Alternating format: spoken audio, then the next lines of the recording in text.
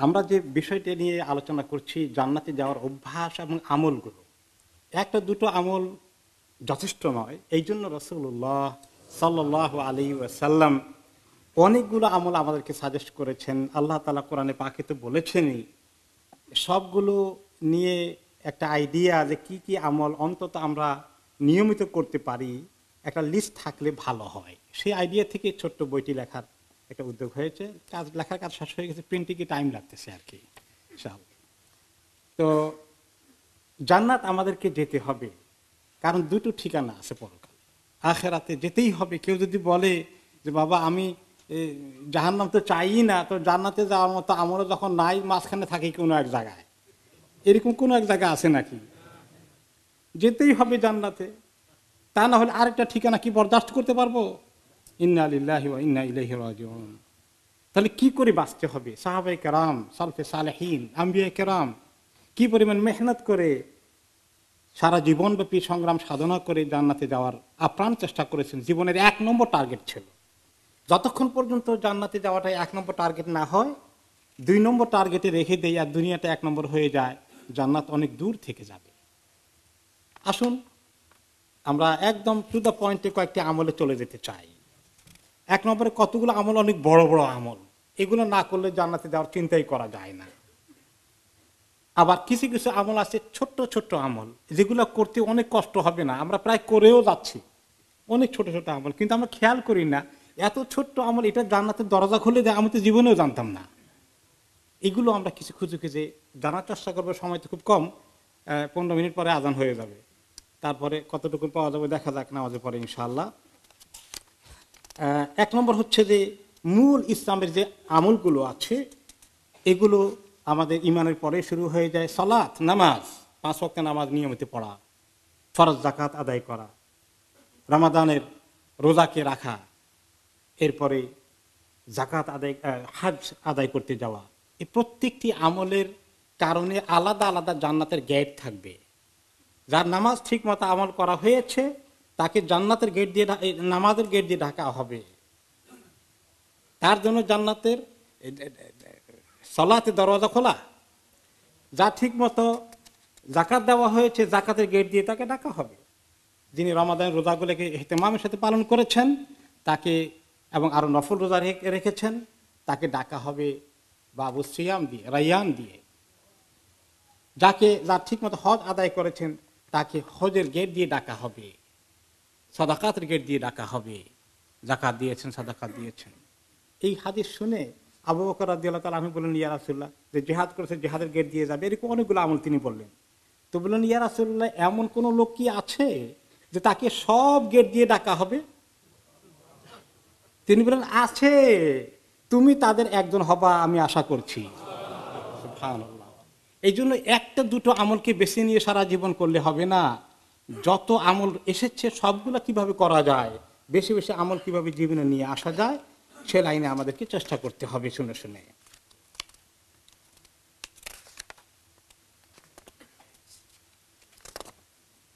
আমরা ছোট্ট আমলের দিকে যদি চলে আসি, ফরজ নামাজের কথা গেল, ফরজ নামাজের পরেই কিছু সুন্নত নামাজ আছে, আমরা প্রায়ই পড়ি। কয় রাকাত সুন্নত পড়ি?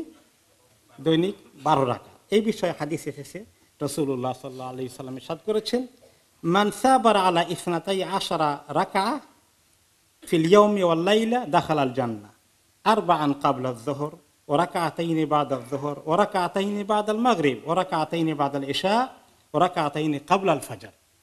যে ব্যক্তি 12 রাকাত নামাজ নিয়মিত করেন, ফরজের পরে আগে পরে 12 রাকাত সুন্নত নামাজ নিয়মিত আদায় করেন, সেই ব্যক্তি জান্নাতে প্রবেশ করবেন। 4 রাকাত জোহরের আগে, 2 রাকাত জোহরের পরে, মাগরিবের পরে 2 রাকাত, এশার পরে 2 রাকাত এবং ফজরের আগে 2 রাকাত। আমরা তো পড়ি মাশাআল্লাহ। এটা যখন পড়বো খেয়াল করবো কি জান্নাতে যারা আমল করছি, মনে রাখবো। এটা মনে রাখার মধ্যে, খেয়াল করে পড়ার মধ্যে আর বেখেয়ালে পড়ার মধ্যে অনেক পার্থক্য আছে। ইহতিসাবাল আজর মিনাল্লাহ মান কামা রমাদানা ঈমানান ওয়া ইহতিসাবান। ইহতিসাবের অর্থ কি? খুব খেয়াল করে, অনেক হেরস, অনেক আশা, আমি এত বড় সওয়াব পেয়ে যাব, এরকম খেয়াল করে পড়ার মধ্যে অনেক তফাৎ হয়, অনেক পার্থক্য হয়। অনেক ভাই আমাদের আছেন এখন ইয়ংদের মধ্যে সুন্নত না পড়ার একটা টেন্ডেন্সি আছে, ফরজ পড়েই দৌড় দিল, সময় নাই, এত ব্যস্ত, আর বাড়ি গিয়ে গল্প করে, গল্প করা এত জরুরি, সুন্নতটা মিস করে ফেলল। এরপরে আযান দেওয়া ছোট্ট একটা কাজ, এই কাজটা কত বড় কাজ, এর ফজিলত কি? আবু হুরায়রা রাদিয়াল্লাহু আনহু বলেন, কুন্না মা রাসূলিল্লাহি সাল্লাল্লাহু আলাইহি ওয়াসাল্লাম ফাকামা বিলালুন ইউনাদি ফালাম্মা সাকাতা ক্বালা রাসূলুল্লাহি সাল্লাল্লাহু আলাইহি ওয়াসাল্লাম মান ক্বালা মিসলা হাযা ইয়াকিনান দাখালাল জান্নাহ। আবু হুরায়রা রাদিয়াল্লাহু আনহু বললেন, আমরা এক সময় নবী করিম সাল্লাল্লাহু আলাইহি ওয়াসাল্লামের সঙ্গে ছিলাম, আর আযান দেওয়া হলো, বেলাল রাদিয়াল্লাহু তাআলা আনহু উঠে আযান দিলেন। তিনি বললেন, যেই ব্যক্তি এই কথাগুলো এরকম করে বলে, মানে এভাবে আযান দেয় অথবা যিনি জবাব দেয়, দুটোই এখানে আসতে পারে, যেই ব্যক্তি এইভাবে আযান দেয় সেই ব্যক্তি জান্নাতে চলে যাবে। ঈমান ইয়াকিনের সাথে আযান দিলে জান্নাতে চলে যাবে। আর আরেকটি হাদিসে এসেছে, মান ক্বালা মিসলা মা ক্বালাল মুআজ্জিন, সুস্পষ্ট করে এসেছে, যেই ব্যক্তি মুআজ্জিন যা বলে সে অনুযায়ী উত্তর দেয়, আযানের জবাব দেয়, দাখালাল জান্নাহ, সে জান্নাতে প্রবেশ করবে। বলেন তো, আযান দিলে জান্নাতে যাওয়া যায়? কদিন চিন্তা করেছি। এখন কোন জায়গায় মসজিদে মুয়াজ্জিন সাহেব আছে, কোন জায়গায় যখন জমায়েত হয় লোকেরা ওয়াক্ত হয়ে গেল, আযান দেয়টা না কয়েকদিন এমনি জমাত করছে, আযান দিয়ে জমাত করা উচিত। আর আযান দিলে সওয়াবটা কেমন হবে? জান্নাতে যাওয়ার। ওখানে ডাকাডাকি করেন, কেউ আযান দিতে চায় না, শরম লাগে, হ্যাঁ জান্নাতে যাকে শরম লাগে, শরমের জন্য জান্নাত মিস করবো, সুবহানাল্লাহ। এরপরে জবাব দেওয়ার কাজটা, আমরা এত কথা বলি, এত গল্প করি, আমাদের এত জরুরি জিনিস, আমাদের ইসলামী প্রোগ্রামের কারণেও আমরা আযানে জবাব দিতে পারি না। আহারে এত ইসলামের দরকার হয়ে গেছে, আমার জান্নাত মিস হয়ে যাচ্ছে, খবর নাই। ইসলামী প্রোগ্রামের সাথে সেখানে প্রোগ্রাম বন্ধ করে আযান শুনতে হবে। আবার কেউ কেউ বলে, সবাই কথা বলেন, খালি একজনের জবাব দেন তো সবার পক্ষ থেকে আদায় হয়ে যাবে। বাহ, সবার পক্ষ থেকে একজনের জান্নাতে যাক, এটা কেমন কথা? এই আমলের এরকম ইহতিমাম থাকতে হবে, গুরুত্ব থাকতে হবে, আগ্রহ থাকতে হবে। আমার জান্নাত মিস হয়ে যাচ্ছে, এটা মিস করা যাবে না। এই যে উযু করার কথা, কালিমা শাহাদার কথা মাওলানা সাহেব বলেছেন, এই কথা দেখে উযু করে এই দোয়াটা পড়ে আশহাদু আল্লা ইলাহা ইল্লাল্লাহ, তারপরে ওয়াহদাহু লা শারীকা লাহু ওয়া আশহাদু আন্না মুহাম্মাদান আবদুহু ওয়া রাসূলুহু আম্মা জাআলনি মিনাত তাওয়াবিন ওয়া জাআলনি মিনাল মুতাতাহহিরিন। জবাবটা কি, তার পুরস্কারটা কি? ফুতিহাত লাহু আবওয়াবুল জান্নাতিস সামানিয়া ইয়াদখুলু মিন আইয়িহা শাআ। জান্নাতের 8টি দরওয়াজা পটাশ করে খুলে যাবে, 8টি দরওয়াজা খুলে যাবে, যেটা দিয়ে ইচ্ছা করে ঢুকে পড়বে। কতবার উযু করেছি জীবনে, আর কতবার পড়েছি, আর কতবার মিস করেছি, হিসাব করি এখন বসে বসে। আফসোস করতে হবে কিনা যা মিস করেছি, এখন থেকে আর ছাড়া যাবে? আর ছাড়া যাবে না, যত তাড়াহুড়ো থাকুক পড়ে ফেলতে হবে। ঘরে ঢুকার সময় যে মাওলানা বলেছেন সালামের কথা, এই প্রসঙ্গে আরো কয়েকটি আমলটি হাদিসে এসেছে। রাসূলুল্লাহ সাল্লাল্লাহু আলাইহি ওয়াসাল্লাম ইরশাদ করেন, সালাসাতুন কুল্লুহুম দামিনুন আলাল্লাহ ইন আশা রুজিকা ওয়া কাফা ওয়া ইন মাতা আদখালাহুল্লাহুল জান্নাহ। 3টি লোক বা 3 ধরনের লোক আল্লাহ তাআলা তাদেরকে গ্যারান্টি দিয়েছেন। কিসের গ্যারান্টি দিয়েছেন? বেঁচে থাকলে তিনি তাদের রিজিকের জিম্মাদারি নেবেন, রিজিকের গ্যারান্টি দিয়েছেন, আর তিনি তার জন্য যথেষ্ট হয়ে যাবেন যে কোনো বিষয়ে। আর যদি যখনই তার ইন্তেকাল হয়ে যায়, আল্লাহ তাআলা তাকে জান্নাতে প্রবেশের গ্যারান্টি দিচ্ছেন। এই গ্যারান্টি কি আমল করলে পাওয়া যাবে? কোন ধরনের 3 ধরনের লোক পাবে? কি অভ্যাস থাকলে? মান দাখালা বাইতাহু ফাসাল্লামা ফাহুয়া দামিনুন আলাল্লাহ। যে ব্যক্তি ঘরে প্রবেশ করলো, করার সময় সালাম দিল, আল্লাহ তাকে গ্যারান্টি দিয়ে দিলেন। ওমান খারাজা ইলাল মসজিদে ফাহুয়া দামিনুন আলাল্লাহ। যে ব্যক্তি মসজিদে চলে আসলো নামাজ পড়ার জন্য বা দ্বীনি তালিমের জন্য, আজকে যেভাবে আপনার ওয়াজ মাহফিলে এসেছেন, আল্লাহ তাআলা তাকেও গ্যারান্টি দিচ্ছেন। ওমান খারাজা ফি সাবিলিল্লাহি ফাহুয়া দামিনুন আলাল্লাহ। যে ব্যক্তি আল্লাহর পথে বের হয়, আল্লাহ তাআলা তাকেও গ্যারান্টি দিচ্ছেন। আল্লাহর রাস্তায় বের হওয়ার, জিহাদ ফি সাবিলিল্লাহ যেখানে প্রয়োজন ছিল এক সময়, সাহাবায়ে কেরাম যখন দুনিয়াতে এরকম সিচুয়েশন আসতে পারে কোনো সময়, অথবা দ্বীনি দাওয়াতের কাজে, তালিমের কাজে, মানুষকে আল্লাহর দ্বীনের দিকে আনার কাজে, আল্লাহর দ্বীনের জন্য সময় দিচ্ছে, পরিশ্রম দিচ্ছে, ঘর থেকে বের হয়ে, এই কাজটার জন্য আল্লাহ তাআলা তাকে গ্যারান্টি দিচ্ছেন। এটা কোনটা আমরা করতে না পারবো বলেন? কোনটা অসম্ভব? সবগুলো করতে পারবো, কিন্তু অনেকগুলোতে মিস করে আছি। মসজিদে আসার বিষয়টা এত ফজিলত, এত জান্নাতের খবর আছে মসজিদের সঙ্গে। মান গাদা ইলাল মসজিদে আও রাহা আ'আদাল্লাহু লাহু নুজুলান ফিল জান্নাহ কুল্লামা গাদা আও রাহা। যে ব্যক্তি কোন সকাল বা সন্ধ্যায় মসজিদে আসে, যতবার এভাবে সে আসে সকাল সন্ধ্যায় দিনে রাতে, ততবার আল্লাহ তাআলা জান্নাতে তার জন্য মেহমানদারি তৈরি করতে থাকেন। তারা নিয়মিত মসজিদে আসার, 5 ওয়াক্ত নামাজ জামাতে পড়ার, তালিম তারবিয়াতে তাফসিরে আসার অভ্যাস যাদের আছে, তাদের জান্নাতে মেহমানদারি তৈরি হচ্ছে। আমরা কারা কারা এটা মিস করছি হিসাব করা দরকার। আল্লাহর মেহমানদারি কি বেশি করে নিলে মানে একটু নিলেই চলবে? হ্যাঁ, ওযু করার পর 2 রাকাতের খবর এসেছে, আর আমি রিপিট করছি না। এরপরে আরেকটি নফল নামাজের মধ্যে আসে, মান সাল্লাত দুহা আরবান ও কাবলাল উলা আরবান বানা বুনিয়া লাহু বাইতুন ফিল জান্নাহ। যে ব্যক্তি দোহার সময়, যেটাকে চাশতের কথা বলা হয় বাংলায়, উর্দুতে, ফার্সিতে, চাশতের 4 রাকাত নামাজ পড়েন এবং জোহরের আগে 4 রাকাত নামাজ পড়েন, তার জন্য জান্নাতে ঘর বানানো হয়। চাশতের ওয়াক্তটা হচ্ছে মানে সূর্য যখন, সূর্যের তেজটা মোটামুটি সকালবেলা একটু বেড়ে উঠে, গরম একটু উপলব্ধি করা যায়, জোহরের আগ পর্যন্ত দোহা, যেটাকে বাংলায় চাশত বলা হয়, 4 রাকাত যদি পড়া যায়। আর জোহরের আগে 4 রাকাত বলতে জোহরের যে 4 রাকাত সুন্নত আছে ওটাকে মিন করা হয়েছে। এইভাবে 8 রাকাত যদি তার জীবনে নিয়মিত অভ্যাস থাকে, তার জন্য জান্নাতে ঘর বানানো হবে। তো জোহরের আগে 4 রাকাত মোটামুটি অভ্যাস আছে, তাই না?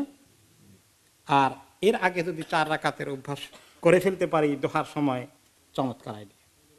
ইন্নাল্লাহা ওয়া মালাইকাতাহু ইসাল্লুনা আলাল্লাযিনা ইয়াসিলুনা সুফুফ মান সাদ্দা ফুরজাতান বানাল্লাহু লাহু বাইতান ফিল জান্নাহ ওয়া রাফাআহু আল্লাহু বিহা দারাজাহ।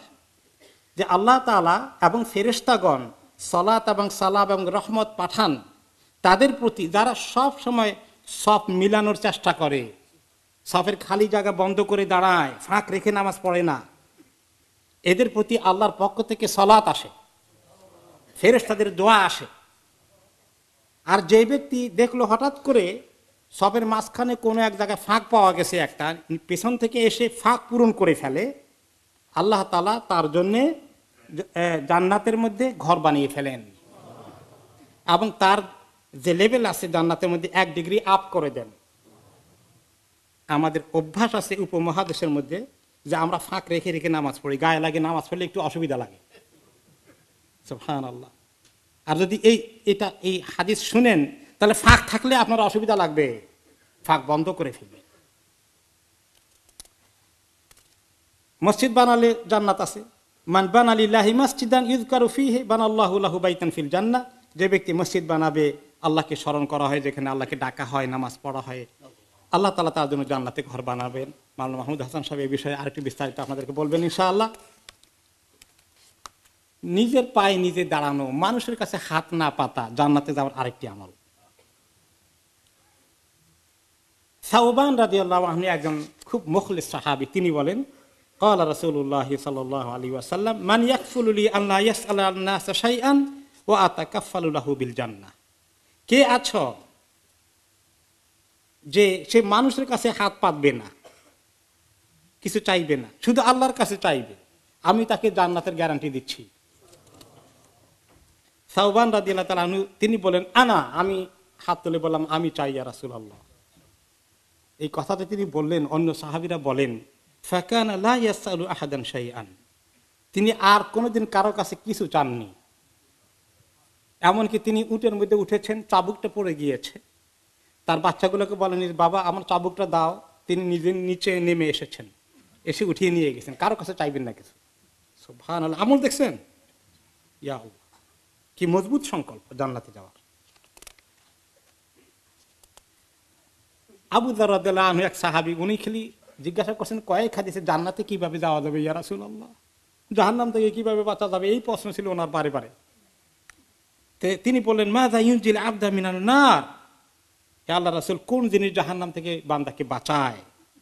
তিনি বলেন, আল ঈমানু বিল্লাহ, আল্লাহর প্রতি ঈমান। কুলতু ইয়া নবী আল্লাহ মাল ঈমানে আমল, ঈমানের সঙ্গে কি আমল করলে জান্নাতে যাওয়া যাবে ইয়া রাসূলুল্লাহ? আমলের কথা বলবেন না? ক্বাল আন তারদাখা মিম্মা খাওয়ালাকাল্লাহ ওয়া তারদাখা মিম্মা রাযাকাকাল্লাহ, আল্লাহ তাআলা তোমাকে যা কিছু দিয়েছেন, যা রিজিক দান করেছেন, সেখান থেকে যা পারো দান করো, দাও মানুষকে বেশি করে। কুলতু ইয়া নবী আল্লাহ ফা ইন কানা ফাকিরান লা ইয়াজিদু মা ইয়ারদাখ, তো যে লোক তো বোঝা গেল ধনী হলে তো অনেক দান করে জান্নাতে যাওয়া যায়, গরিব হলে কেমনে করবে? তার তো দান করার কিছু নাই।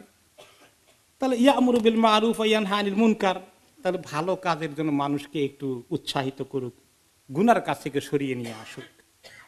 ইন কানা লা ইস্তাতিউ আন ইয়ামুরা বিল মারুফ ওয়া লা ইয়ানহা আনিল মুনকার, এই কাজ করার যোগ্যতা ইলম কালামও নাই, এটা করার জন্য যে একটু জ্ঞান দরকার সেটাও তেমন কিছু নাই, তাহলে সেই কেমনে জান্নাতে যাবে?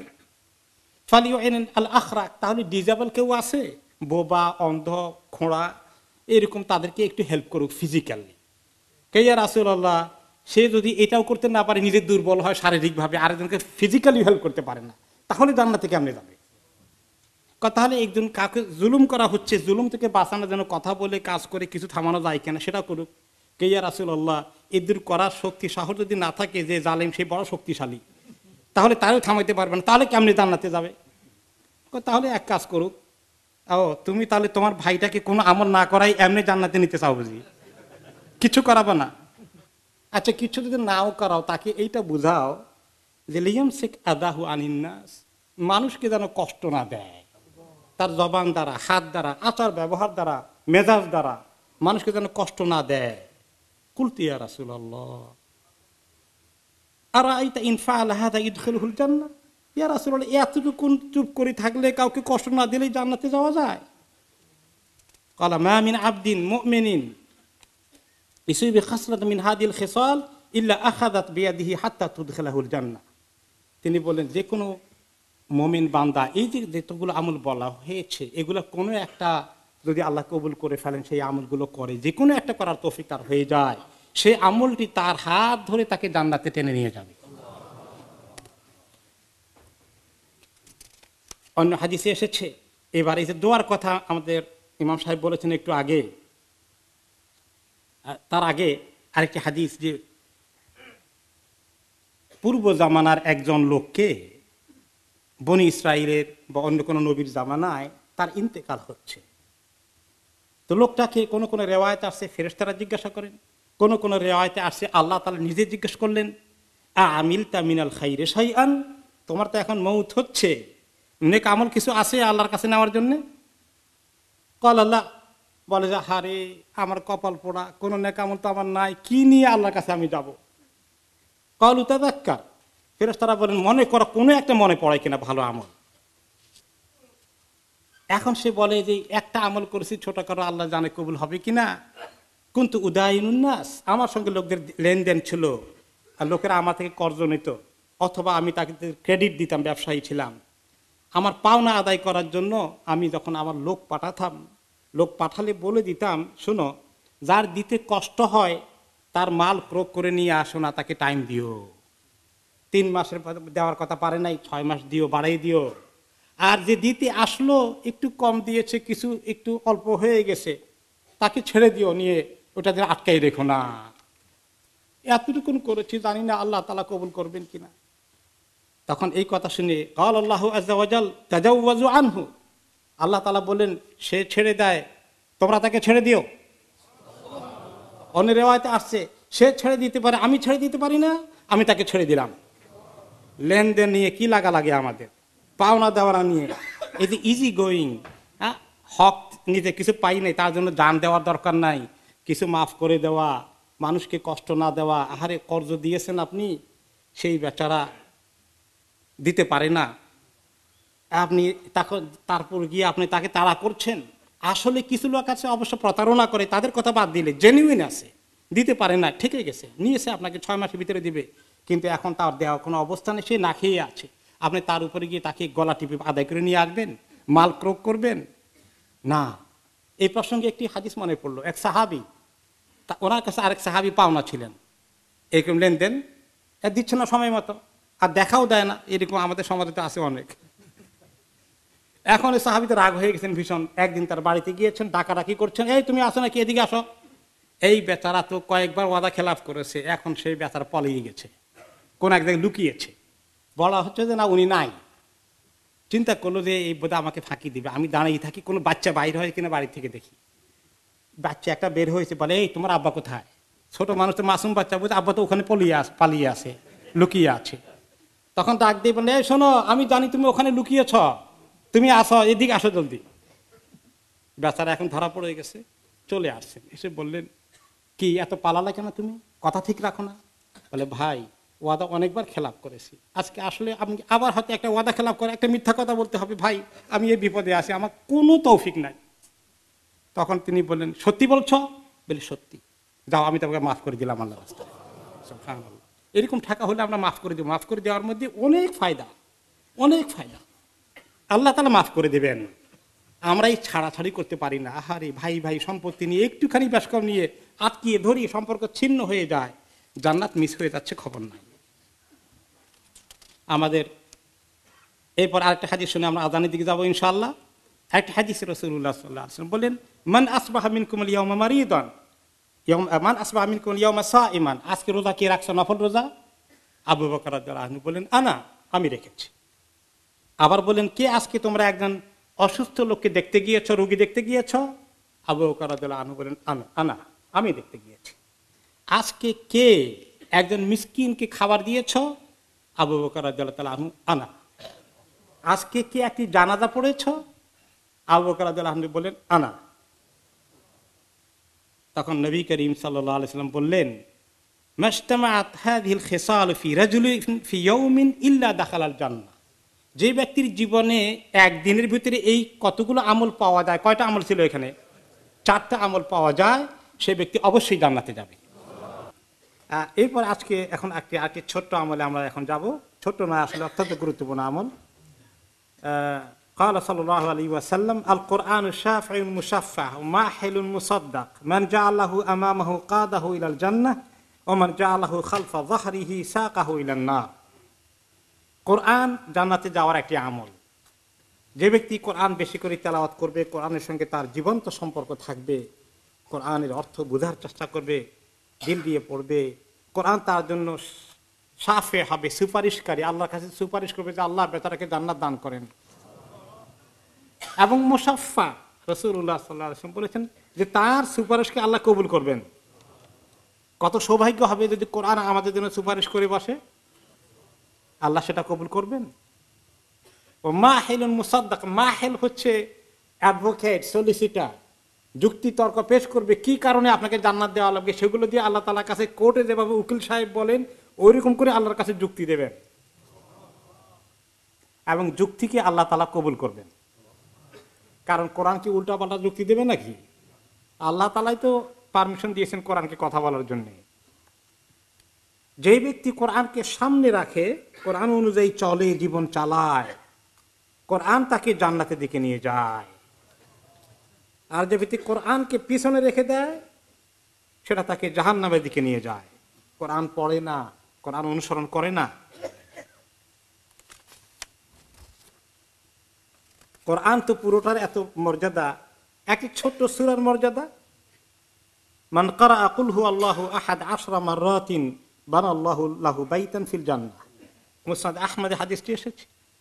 যেই ব্যক্তি সূরা কুল হুয়াল্লাহু আহাদ, সূরা ইখলাস 10 বার পড়ে, আল্লাহ তাআলা তার জন্য জান্নাতে ঘর বানিয়ে ফেলেন। কেউ কেউ আছেন আমাদের মধ্যে, বুড়ো হয়ে গেছেন, আহারে জীবনে কোরআন শিখিনি, তাদের জন্য জান্নাতে যাওয়ার সুযোগ আছে। তবে যারা এখনো মাঝ বয়সী আছেন, কোরআন শিখেন নাই, এই মিস্টেক যেন আমরা না করি। বুড়ো বয়সেও শেখার চেষ্টা করা দরকার। আমি যখন প্রাইমারি মক্তবে যখন পড়ি, একজন হাজী সাহেব, ওনার বয়স তখন 80-র কাছাকাছি, তিনি কায়দা নিয়ে বসছিলেন আমাদের সঙ্গে। সুবহান, হিম্মত করেন। এবার আমরা আসি কিছু জিকির। আল্লাহ তাআলাকে জিকির করা এত বেশি সওয়াব, এবং এত এক একটি ছোট্ট জিকিরের কি পরিমাণ সওয়াব। মান ক্বালা রাদিতু বিল্লাহি রাব্বা ওয়া বিমুহাম্মাদিন রাসূলা ওয়া বিল ইসলামি দীনা ওয়াজাবাত লাহুল জান্নাহ। আবু দাউদ। যে ব্যক্তি হাদিসটি পড়ে, এই দোয়াটি পড়ে, আমরা সকাল সন্ধ্যা 3 বার করে নবী করিম সাল্লাল্লাহু আলাইহি ওয়াসাল্লাম পড়তে আমাদেরকে উপদেশ দিয়েছেন, রাদিতু বিল্লাহি রাব্বা ওয়া বি মুহাম্মাদিন রাসূলা ওয়া বিল ইসলামি দীনা। এই এতটুকুন পড়লে তার জন্য জান্নাত ওয়াজিব হয়ে যায়।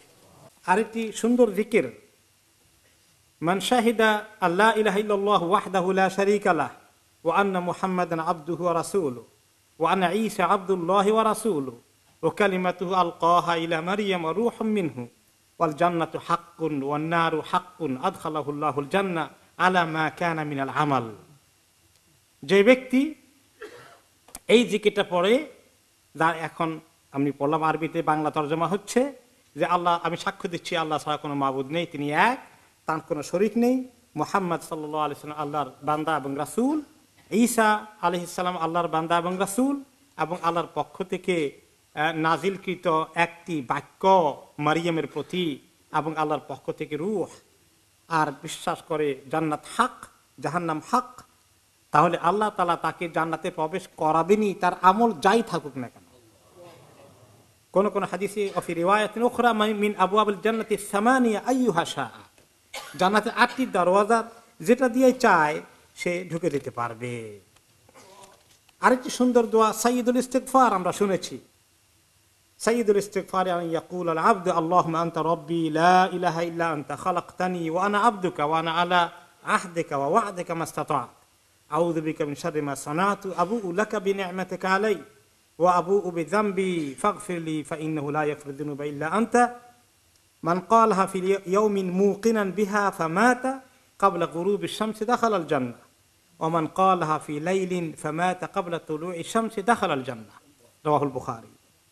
এই সুন্দর একটি দোয়া, যেটা সাইয়্যিদুল ইস্তিগফার, সমস্ত ইস্তিগফারদের লিডার, ইস্তিগফারের নেতা, এই দোয়াটা যে ব্যক্তি পড়ে, তাহলে আল্লাহ তাআলা সেই সকালবেলা পড়লে সারা দিনের মধ্যে সূর্য ডুবার আগে যদি সে মারা যায়, তাহলে তিনি জান্নাতে চলে যাবেন। আর সন্ধ্যাবেলায় পড়লে রাতের মধ্যে তিনি যদি ইন্তিকাল করেন, আল্লাহ তাআলা তাকে জান্নাতে নিয়ে যাবেন।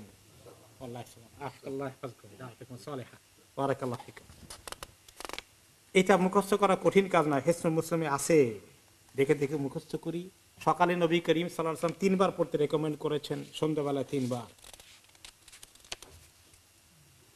একটি ইব্রাহিম আলাইহিস সালামের সঙ্গে দেখা হলো, মেরাজের সময় নবী করিম সাল্লাল্লাহু আলাইহি ওয়াসাল্লাম। তিনি বলেন, আমাকে ইব্রাহিম আলাইহিস সালাম বললেন, একটা ওসিয়ত করলেন, নসিহত করলেন, ইয়া মুহাম্মদ আখবির উম্মাতাকা আনাল জান্নাতা তাইয়্যিবা ওয়া আনহা কিয়ান ওয়া আন্না গিরাসাহা সুবহানাল্লাহি ওয়াল হামদুলিল্লাহ ওয়া লা ইলাহা ইল্লাল্লাহু আল্লাহু আকবার।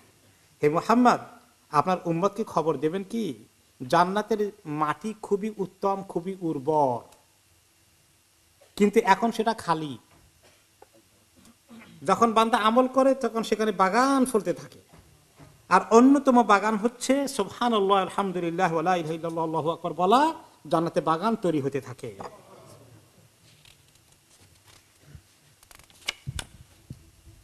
আরেকটি হাদিসে এসেছে যে ফাআকসিরু মিন গিরাসিহা লা হাওলা ওয়ালা কুওয়াতা ইল্লা বিল্লাহ, হে উম্মত জান্নাতের গাছ লাগাও, বাগান লাগাও। জান্নাতের বাগান গাছ লাগে কি বললে? লা হাওলা ওয়ালা কুওয়াতা ইল্লা বিল্লাহ, এই জিকিরটা বললে। আরো অনেক জিকির আছে, আমরা সময় দিকে তাকিয়ে কিছু স্কিপ করে চলে যাচ্ছি। আরেকটি হাদিসে নবী করিম সাল্লাল্লাহু আলাইহি ওয়াসাল্লামকে জিজ্ঞেস করা হলো, আন আকসারে মা ইউদখিলুন নাসান নার, কোন জিনিস মানুষকে সবচেয়ে বেশি জাহান্নামে নিয়ে যায় ইয়া রাসূলুল্লাহ? ক্বাল আল ফামু ওয়াল ফারাজ, মুখ এবং গোপন অঙ্গ। মুখ এবং গোপন অঙ্গ, লজ্জাস্থান, মুখের কথা জাহান্নামে বেশি করে নেয়, আর লজ্জাস্থানের গুনাহ জিনা ব্যভিচার এটা জাহান্নামে বেশি করে নেয়। আমি প্রতিদিন মসজিদে যখন আসি, মানুষের পারিবারিক সমস্যাগুলো শুনতে শুনতে আরেক দেশ থেকে ইউরোপের ফোন করেছে, তার স্ত্রী অন্য সঙ্গে সম্পর্ক কায়েম করে ফেলেছেন। কি করবেন, পেরেশান, আমি পাগল হয়ে গেছি, ঘুমাতে পারছি না, কি করি ইমাম সাহেব আমাকে বলে। গতকালকে পত্রিকা রিপোর্ট আপনারা অনেকেই পড়েছেন, অনৈতিক সম্পর্ক, বিবাহের বাইরে বিবাহিত লোকদের সম্পর্ক, জেনা ব্যভিচার টাওয়ার হামলসে এই লন্ডনের ভিতরে শীর্ষে আছে। টাওয়ার হামলসের বাসিন্দা মুসলমান বেশি, প্রায় 50% মতো। কি পরিমাণ জিনা ব্যভিচার ছড়িয়ে পড়ছে জাহান্নামে যাওয়ার জন্য, এটা হচ্ছে আরেক দ্বিতীয় কারণ।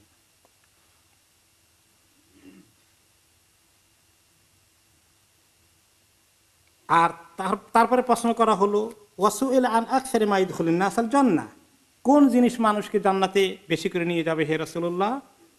ক্বালা তাকওয়াল্লাহি ওয়া হুসনুল খুলুক, আল্লাহর ভয়, তাকওয়ার বয়ান করেছেন মাওলানা একটু আগে, আর হুসনুল খুলুক, সুন্দর চরিত্র। সুন্দর চরিত্র বলতে আদব, আখলাক, মুআমালাত, লেনদেন, আচার ব্যবহার সবগুলো চলে আসে। আমরা অনেক সময় দেখি যে আমরা আচার ব্যবহারে একদম ভালো কোনো আদব রক্ষা করতে পারি না, অল্পতেই রাগ হয়ে যায়, কড়া কথা বলি, মসজিদের ভিতরে জায়গা নিয়ে দরবার করি, একজন আরেকজনের ভিতরে যেভাবে কথাবার্তা বলি, ঝগড়া করি, এগুলো কি ভালো চরিত্রের লক্ষণ? তা আল্লাহ তাআলা কি শুধু নামাজ চান? আমাদেরকে সুন্দর মানুষ হিসাবে দেখতে চান। সুন্দর আচার ব্যবহার, চারিত্রিক মাধুর্য, সুন্দর ব্যবহার একটি জান্নাতে যাওয়ার আমল। এবং অন্য হাদিসে এসেছে তোমাদের নেক আমলের মধ্যে সবচেয়ে বেশি নেকির পাল্লা ভারী করবে কোন আমলটা? হুসনুল খুলুক, সুন্দর আচার ব্যবহার, সুন্দর চরিত্র। কাজে আল্লাহ তাআলা যেন আমাদেরকে সুন্দর মুখের ব্যবহার, আচার ব্যবহার, ভালো ব্যবহার যেন আল্লাহ তাআলা বেশি করে করার তৌফিক দান করেন।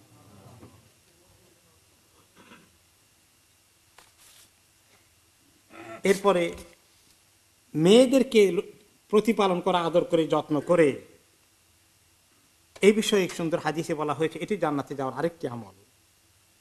মা আয়েশা রাদিয়াল্লাহু তাআলা আনহা বলেন যে একজন মহিলা আমার কাছে আসছিলেন দুটো ইয়তীম বালিকা নিয়ে, ছোট্ট মেয়েকে নিয়ে, খুব ক্ষুধার্ত, বলে যে আমার কাছে চাইলেন যে একটু খাবার দিবেন, এই দুটো মেয়ে নিয়ে একদম অভুক্ত আছি। তো ঘরে কোন কোন রেওয়ায়াতে 3টি, কোন কোন রেওয়ায়াতে 1টি হাদিসের কথা আছে, একটি খেজুরের কথা, কোন কোন রেওয়ায়াতে 3টি খেজুরের কথা। তিনি যখন 1টি রেওয়ায়াত আছে 2 ভাগ করে মেয়েকে দিলেন, নিজে কিছু খেলেন না। তো নবী করিম সাল্লাল্লাহু আলাইহি ওয়াসাল্লামের কাছে, কারণ মা আয়েশার কাছে আর কোনো খেজুর ছিল না দেওয়ার মতো, কোনো খাবার ছিল না, এই কথা বললে তিনি বললেন, আহারে, যে এরকম মেয়েদেরকে নিয়ে যে কন্যা দায়গ্রস্ত হয়ে যায়, খাওয়ানোর নাই, কিন্তু তারপরে বিরক্ত হয় না, যত্ন করে পালন করে, এই মেয়েগুলো তার জন্য জান্নাতের, জাহান্নামের থেকে ব্যারিয়ার হয়ে যাবে। কন্যা সন্তান হয়ে গেলে অনেকের মন খারাপ হয়ে যায়, কন্যা সন্তান জান্নাতের আগুন থেকে বাঁচানোর জন্য দেওয়াল হয়ে যাবে, তাদেরকে যদি যত্ন করি, আদর করি, লালন পালন করি। ছেলে মেয়ে মরে গেলে কি কষ্ট লাগে। নবী করিম সাল্লাল্লাহু আলাইহি সাল্লাম হাদিসে বললেন যে কোনো ব্যক্তির যদি 3টি সন্তান মরে যায় ছোট বয়সে, তাহলে আল্লাহ তাআলা এই সন্তানগুলোকে নিয়ে যাওয়ার কারণে তার যে কষ্ট হয়েছে এবং সে সবর করেছে, এই জন্য আল্লাহ তাআলা তাকে জান্নাত দান করবেন। সাহাবায়ে কেরাম বলেন যদি 2টো সন্তান মারা যায়, তিনি বলেন 2টো সন্তান মারা গেল। যদি 1টি সন্তান মারা যায়, তিনি বলেন 1টি সন্তান মারা গেল। তবে শর্ত আছে, ইযা ইহতাসাবাতহু, যদি মা বাবা ইহতিসাব করে, সবর করে যে আল্লাহর কাছে পুরস্কার পাবো, আল্লাহর বিরুদ্ধে যেন অভিযোগ না করি, তাকদীরের ফয়সালা মেনে নেই। এর প্রসঙ্গে আরেক সাহাবীর এরকম ছোট্ট বাচ্চা ইন্তেকাল করেছে, সাহাবী খুব মানসিক কষ্টে আছেন, তার চেহারা দেখে নবী করিম সাল্লাল্লাহু আলাইহি ওয়াসাল্লাম বুঝতে পারলেন, বললেন তুমি খুব কষ্টে আছো, তুমি সবর করো, আল্লাহর কাছে বিরাট পুরস্কার। তুমি যখন জান্নাতের গেটে যাবে, আখিরাতে পৌঁছবে, তুমি দেখবে তোমার এই সন্তান জান্নাতে, তুমি যেই গেট দিয়ে যাও সেই গেটে তোমার অপেক্ষায় আছে, তোমার কাপড় ধরে টেনে তোমাকে জান্নাতে নিয়ে যাবে। সাহাবায়ে কেরাম বললেন ইয়া রাসূলুল্লাহ, আল্লাহু খাসাতান ইয়া রাসূলুল্লাহ, এটা কি তার জন্যই শুধু পুরস্কার, না আরো অন্য কারো হলেও হবে? যারই এরকম ভাবে মৃত্যুবরণ করে, আল্লাহর কাছে সবর করে, সবার জন্য এই পুরস্কার। এমনকি মিসকারেজ হয়ে গেছে, যে মা সন্তান হারিয়েছে, মিসকারেজ, গর্ভপাত হওয়া, এই সন্তানটি মায়ের নাড়ি ধরে টেনে জান্নাতে নিয়ে যাবে। মা বোনদের জন্য অনেক সুসংবাদ আছে জান্নাতে যাওয়া। আমার সময় শেষ, আর 2-1টা হাদিস বলে আমি নেমে যেতে হবে। এবারে একটি হাদিসের নবী করিম সাল্লাল্লাহু আলাইহি ওয়াসাল্লাম বলেন, আলা উখবিরুকুম বিরিজালিকুম ফিল জান্নাহ, আমি কি তোমাদের কোন ধরনের পুরুষগুলো জান্নাতে যাবে সেগুলোর কথা বলবো? কুলনা বালা ইয়া রাসূলুল্লাহ, অবশ্যই হে আল্লাহর রাসূল। ক্বালা আন-নাবিয়্যু ফিল জান্নাহ ওয়াস সিদ্দীকু ফিল জান্নাহ, নবীরা জান্নাতে যাবেন, সিদ্দিক যারা ইমামদারদের খুব হাই লেভেলের তারাও জান্নাতে যাবেন। আর ওয়ার-রাজুলু ইয়াজুরু আখাহু ফি নাহিয়াতিল মিসর লা ইয়াজুরুহু ইল্লা লিল্লাহি ফিল জান্নাহ। আর কোনো ব্যক্তি কোনো তার এক ভাই শহরের আরেক প্রান্তে আছে বা আরেক গ্রামে আছে, তাকে দেখতে যায়, অনেকদিন খোঁজ খবর ছিল না, একটু খোঁজ খবর নিতে যায়, অসুস্থ হয়ে গেছে কিংবা হয়তো বা তাকে দেখতে যায়। এই দেখতে যাওয়ার কারণে এই তিনটি আমল, এই আমলটার কারণে তোমাদের অনেক পুরুষরা জান্নাতে চলে যাবে। তারপরে বললেন আলা উখবিরুকুম বিনিসাইকুম ফিল জান্নাহ, আমি কি খবর দেব তোমাদের কোন ধরনের মহিলাগুলো বেশি করে জান্নাতি হবে। মা বোনেরা আছেন, মনোযোগ দিয়ে শুনবেন একটু, আর পুরুষরা নোট করে রাখবেন, আপনাদের কাজে লাগবে। কুলনা বালা ইয়া রাসূলুল্লাহ, অবশ্যই ইয়া রাসূলুল্লাহ। তিনি বলেন কুল্লু ওয়াদিউদিন ওয়ালুদিন ইযা গাদিবা তাও উসিআ ইলাইহা আও গাদিবা যাওজুহা ক্বালাত হাদিহি ইয়াদি ফি ইয়াদিক লা আকতাহিলু বিগামদিন হাত্তা তারদা। যে ওই মহিলা যার ভিতরে খুব মায়া মমতা বেশি আছে, নির্দয় মহিলা নয়, দয়া মায়া, মায়া মমতা ভালোবাসা বেশি, এবং সন্তান নিতে পছন্দ করেন, সন্তান বেশি হয়ে গেলে বিরক্ত হন না। আর 3 নম্বর হচ্ছে যোগ্যতা, কোনো সময় যদি স্বামীর সঙ্গে দুই কথা হয়ে যায়, মন কষাকষি ঘটে যায়, তিনি রাগ করেছেন কিংবা স্বামী রাগ করেছেন বা দুজনের মধ্যে রাগারাগি ঘটে গেছে, কথাবার্তা বন্ধ, রাতের বেলায় স্বামীর হাতটা ধরে বলে এই যে আমার হাতটা দিয়ে আপনার হাতটা ধরলাম, যতক্ষণ পর্যন্ত আপনি আমার প্রতি খুশি না হচ্ছেন ততক্ষণ আমি ঘুমাবো না, এরকম অনুরোধ করে, এই মহিলা জান্নাতে চলে যাবে। একজন রোগীকে দেখতে যাওয়ার মধ্যে এত ফজিলত, বা কোনো দিনী ভাইকে দিনের উদ্দেশ্যে মহব্বত করেন, আল্লাহর ওয়াস্তে মহব্বত করেন, লোকটা দিনদার, এই কারণে আপনার সঙ্গে তার এই দিনের কারণে মহব্বত হয়েছে, এমন লোককে দেখতে গেলে হাদিসে এসেছে যে ইন রাজুলান যারা আখান লাহু ফি কারিয়াতিন উখরা, এক ব্যক্তি আরেক গ্রামে তার এক ভাই ছিল, তাকে দেখতে গিয়েছেন, দিনী ভাই, আল্লাহর ওয়াস্তে মহব্বত করেন। ফাআরসাদাল্লাহু তাআলা লাহু আলা মাদরাজাতিহি মালাকান, তার রাস্তায় আল্লাহ তাআলা একজন ফেরেশতাকে বসিয়ে রাখলেন মানুষের সূরতে। ফালাম্মা আতা আলাইহি ক্বালা আইনা তুরিদ, তার কাছে আসা মাত্রই মানুষরূপী ফেরেশতারা জিজ্ঞেস করেন কোথায় রওনা করছেন। ক্বালা উরিদু আখান লি ফি হাযিহিল কারিয়া, আমার একজন ভাই ওই গ্রামে আছে, বেচারাকে অনেকদিন দেখি নাই, দেখতে যাব, অথবা অসুস্থ আছে, খবর পেয়েছি, একটু দেখে আসি। ক্বালা হাল লাকা আলাইহি মিন নি'মাতিন তারুদ্দুহা আলাইহি, তার কাছে কিছু দেনাপানা আছে নাকি, গেলে কিছু গিফট পাওয়ার আশা আছে, কিছু হাদিয়া পাবেন। ক্বালা লা, কিচ্ছু না, কোনো দেনাপানা কিচ্ছু নাই। গায়রা আন্নী আহবাবতুহু ফিল্লাহি তাআলা, আমি শুধু আল্লাহর ওয়াস্তে তাকে মহব্বত করি, এই কারণে দেখতে যাই। তখন মানুষ রূপী ফেরেশতা বলেন ফা ইন্নী রাসূলুল্লাহি ইলাইকা বিআন্নাল্লাহা কাদ আহাব্বাকা কামা আহবাবতাহু ফি, এই খবর দিতে আল্লাহ আমাকে পাঠিয়েছেন যে আল্লাহ তাআলা আপনাকে ওই রকম মহব্বত করেন যেভাবে আপনি ওই ভাইকে মহব্বত করে দেখতে যাচ্ছেন। ভেরি ফাইনাল হাদিস। এভাবে রুগী দেখার মধ্যে কত ফজিলত। যে ব্যক্তি সকালবেলা কোনো রুগী দেখতে যায়, সন্ধ্যা পর্যন্ত 70,000 ফেরেশতা আল্লাহর কাছে তার জন্য দোয়া করতে থাকে। আর যে ব্যক্তি সন্ধ্যাবেলা দেখতে যায়, সকাল পর্যন্ত 70,000 ফেরেশতা আল্লাহর কাছে তার জন্য দোয়া করতে থাকে। এই বিষয়ে আরেকটি হাদিস, মানে আদম আরিদান আও যারা আখান লাহু ফিল্লাহি নাদাহু মুনাদিন আন তিবতা ওয়া তাবা মামশাকা ওয়া তাবাওয়াতা মিনাল জান্নাতি মানজিলা,